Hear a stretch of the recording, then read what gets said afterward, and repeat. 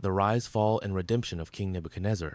The golden city of Babylon stretched as far as the eye could see, its walls towering high, its palaces gleaming under the sun. At its heart stood King Nebuchadnezzar II, a ruler feared and revered across the ancient world. His empire had conquered lands, his armies were unmatched, and his name was spoken with awe. To him, there was no power greater than his own. But pride is a dangerous thing. The troubling dream. One night, as the king lay in his royal bed, a dream troubled his sleep. It was unlike anything he had ever seen. A great tree, its branches stretching to the heavens, providing shelter and food to all creatures beneath it.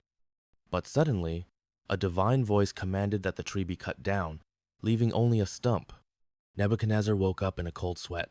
He summoned his wisest men, sorcerers, astrologers, magicians, but none could explain the dream. His frustration grew until one of his advisors spoke of a man named Daniel, known for his gift of interpreting visions. Daniel stood before the king, calm and composed. As Nebuchadnezzar recounted his dream, Daniel's face grew solemn. "My king," he said, "this dream is a warning from the Most High God. You are the great tree.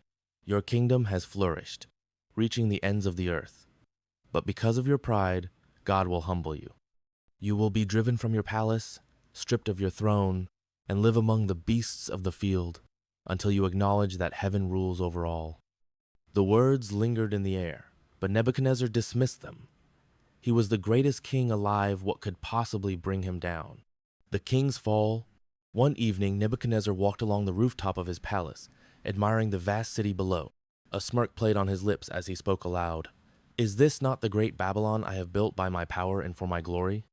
Before he could finish his thought, a voice from heaven thundered, "O King Nebuchadnezzar, your kingdom is taken from you." A strange sensation overtook him.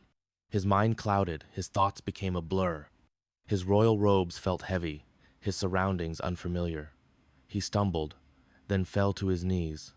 Something inside him was breaking his reason, his pride, his very identity. That night, the mighty king disappeared into the wilderness.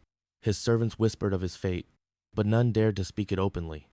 For 7 years, he roamed the wild like an animal, his hair growing long like eagle's feathers, his nails curling like claws. He no longer knew he had once been a king. His pride had been shattered, and he had become nothing. The redemption. One day, as he lay in the damp grass, staring at the sky, something stirred deep within him, a memory, a truth long forgotten. His lips trembled as he whispered, "There is only one king, and it is not me." At that moment, his mind cleared. He felt a weight lift from his soul, and for the first time in years, he truly saw the world around him. With trembling hands, he lifted his eyes to heaven and declared, "The Most High reigns. His kingdom is eternal, and all power belongs to him." At that moment, his strength returned. His body straightened. His thoughts became whole. The great King Nebuchadnezzar had been restored not just to his throne, but to a new understanding of who truly held power.